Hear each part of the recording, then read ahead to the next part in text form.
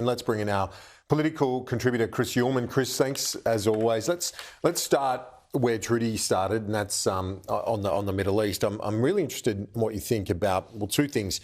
One, the USA getting more involved with the THAAD missile system and 100 troops on the ground, but at the same time, the State Department saying Israel needs to allow more supplies into Gaza or they'll stop the military aid. It sounds like a hollow threat to me, given at the same time a lot more military support's going in. It's an enormous amount. And what we have to recognise now is that the United States is already actively engaged in another war in the Middle East. Israel could not actually survive if it wasn't for those air defence systems that the US has provided from its aircraft carriers to start with. There's 2 aircraft carriers rotating through there. It's got a nuclear submarine in the area that's entirely to defend it against Iran, attacks from Iran.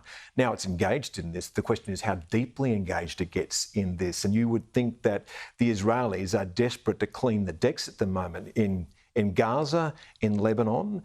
There has to be some strife in the West Bank, and they have to settle things with Iran as well, and they can only do all of that with the United States assistance. And I just think we are at an extremely dangerous moment right now as to how deep this goes. And don't forget, we're seeing around the world some of the chess pieces beginning to move. Vladimir Putin met with the Iranian president last week. He talked about the world order being changed.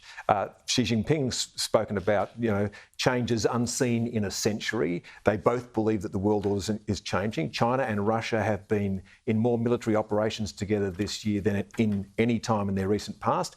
Their Air Force did a flyby of Alaskan airspace. North Korean troops are now on the ground, apparently, in Russia and might join the fight. So look at what's happening around the world. I think that Joe Biden, at this point we're at the moment, which will be an election and then Joe Biden in the White House until January, that he is being tested by his allies and his enemies. Yeah, and a lame duck president, this is a moment as well where Israel obviously feels it's a window, regardless of what happens in November, they are going to make ground regardless.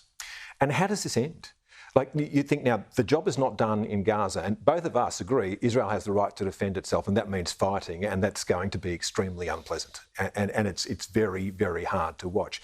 But the job isn't done in Gaza. They were going to destroy Hamas. Hamas is not destroyed. They can get the hostages back. They haven't done that. They've now moved into Lebanon. They've been into Lebanon 3 times before this, and it didn't end well in those times. So what's it going to do now? Clear all of the ground in front of it, try to create a buffer zone there? Does it occupy Gaza in future? Does it need to be more engaged in the West Bank? Does it need to occupy that land in Lebanon? How does Israel now extract itself from the fight that it's in? I think that this is a question that is almost imponderable. I don't know how you get out of the circumstances that Israel now finds itself in. This is an existential fight. Oh, and one without end by the looks of it. On the US election, you touched on that, and Joe Biden, has only got a few months left in the job, but every podcast or expert I listen to, one says it's favouring Trump, one says it's favouring Harris. Either way, I think the consistent view is this is so close 3 weeks out.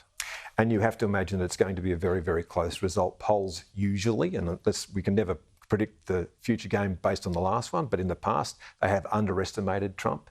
So chances are he's a little bit further ahead in the polls than it might look. But look, I think the worst possible outcome for the United States would be essentially a tie or something approaching a tie, and neither major party accepting the result of the election. Don't forget that Al Gore did accept the results when it was very close and went down to Florida.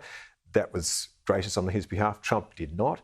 Imagine a circumstance where the United States was essentially in a tie and Congress had to vote on who the president was going to be. Wow, it's not that hard to imagine, is it? No, and it's terrifying. It is terrifying. And then on the another election that doesn't look as close, it's a lot closer to home, and that's Queensland. Stephen Miles is throwing everything at it, bar the kitchen sink, including promising a plebiscite on nuclear energy if he were to win. It doesn't, from what I've heard from Ann Toomey and other constitutional experts, it doesn't matter what the states might do in terms of plebiscites. If the federal government wants to push ahead with it, they can. Yeah, they can. In the end, though, it's like all of these things. There has to be negotiation with the state as to where these things are going to go. I think the most likely place actually would be South Australia. I think that you might find behind the scenes that Peter Malinauskas recognises that in the long run, for a state like South Australia, they're going to have that kind of, well, dispatchable power. And I'll draw one last point on this.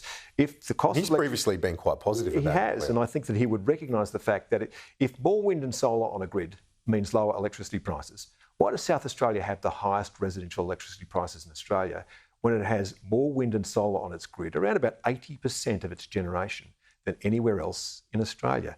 And that is because putting more wind and solar on a grid does not bring down the price of power, because that's not how it's set. It's set by the highest cost of generation. South Australia at peak times, that's always going to be gas. Chris Uhlmann, talk to you next week. Thanks, mate.